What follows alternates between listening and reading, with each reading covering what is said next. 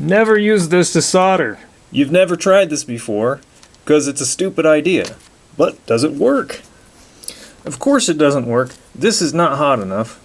And now I've just made a terrible mess of this, and I got glue on my solder and schmoo on the wire. Well, it's happened to all of us probably. You're going through customs, you got your Pelican case, and What this being an international trip into what was a former Soviet colony. Border Police inspector comes along and does a number like that to a very important component to the demo that you need to give later that morning. Back at headquarters, you had planned a quick sortie in and out. No need to bring along the soldering iron. No need to bring along any extra spare parts. What could go wrong? But you can't blame the Border Police. It's still up to you. You're the point man. Point guy being the guy that they point at when the whole damn thing fails. You've arrived at the convention center. The banquet hall is filled with 1,000 people. The mimosas have been flowing all morning long. Everyone's happy and slightly intoxicated. And you, my friend, are backstage staring at what is basically an overly abused and mishandled circuit that turns out is not road ready. And the Pelican case containing your soldering gun and all your electrical tape has been confiscated. Somehow you got about 10 of these things sitting around doing nothing. This, my friend, is your new friend. Now, what the demo does is not that important to the story. However, the whole thing relies on something like this, connecting something like this with, something like this.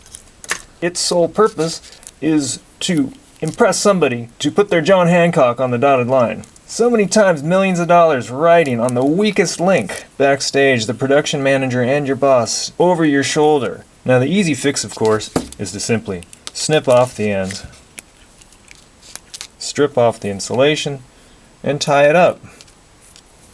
Oh, fail already. So this won't last longer than 5 seconds. As soon as one of the stage hands grabs the entire thing and drags it onto the stage for you, because you're not allowed to touch that stuff. So make sure you cut off plenty of insulation so that you can actually wrap it. The next fellow who comes along is going to pull this whole thing apart, wind it up again, ball it up real good, sister the wires together, and apply liberal amounts of the Hot Schmoo.